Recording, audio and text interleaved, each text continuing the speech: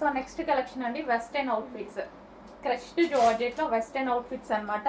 So mini crushed మనకి ఇక్కడ కనిపిస్తుంది కదా, ఇదంతా చాలా మినీ క్రష్డ్ అనమాట.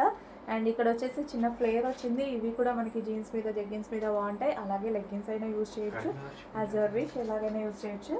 సో మనకి ఇక్కడ వచ్చేసి యోక్ పార్ట్ ఇక్కడ స్ట్రెచబుల్ ఉంటుంది అండ్ 3/4 హ్యాండ్స్ అయితే వస్తాయి. సో మనకి లెంత్ అనేది మీకన్నా కిందికి ఇక్కడ వరకు వచ్చినాయి అనమాట.